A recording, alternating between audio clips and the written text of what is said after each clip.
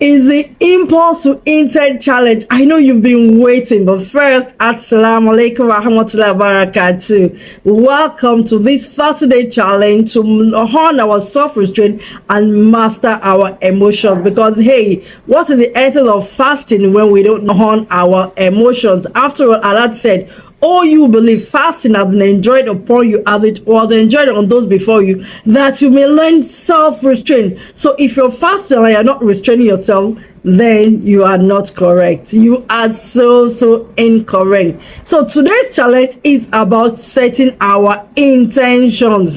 Change begins with awareness, and intentions guide our actions. Are you surprised that the best of mankind said actions are but according to intention? So what is your intention for wanting to master your emotions this Ramadan and hopefully forever? Whatever it is, write it down. Hey, don't just think it, write it down. I repeat, write it down. Why am I emphasizing on you writing it down? There's so many things we carry in our head, right? And at times they inspire us, at times we find them overwhelming. When we write things down, all those things like giving them a home, right?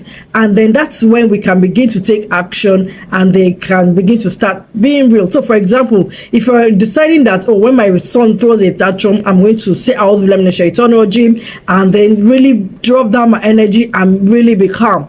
When you write it down, there are chances that you're really going to stick to that plan as opposed to when it's just in your head, because in that heat of the moment you're going back to your default setting. You're not going to remember your A'udhu billahi minash shaitanir rajim, or if you're standing to sit down, all those fantastic hadith and coping strategy that Prophet Salam has taught us. So we see that writing actually is what helps us to see clearly, because come on, talk is cheap now. It is, we want to be patient, to be more disciplined, to be more consistent, but when you actually put it on paper, you're more likely to commit. It's like drawing a map rather than, going around in circles. So writing our goals gives them that weight. And when we have a goal that is just roaming around in our mind, it's a mere wish. But when it's on paper, it's a plan. It reminds us that our dreams are not just fantasies, and there are steps waiting for us to take. In the same token, when we write down our emotions, it helps us to process and understand them better. So when we feel frustrated, overwhelmed, or lost, our writing will make that thing that is invisible, make it more visible to us. It kind of slows our minds and helps us to process things instead of reacting. So it's like giving our thoughts a second life. You think you remember, but life really gets noisy. And when lives get noisy, keeping things that matters from slipping away becomes a Herculean task. The distractions we live with in the world today is a lot.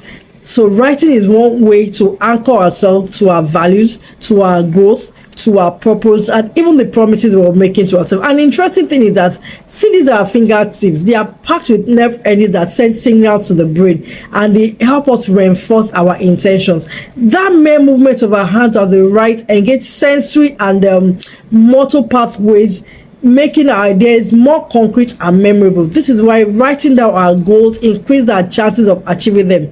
Our brain just registers them as real and important. This is why journaling can be calming and it helps us to structure our thoughts rather than keeping them in that chaotic way. In short, writing is not just about recording our thoughts. It helps us to shape them, embody them, and it's more likely that our brain will help us in making our thoughts come alive. So at the end of this challenge, what kind of parent do you want to be? Go write it down now.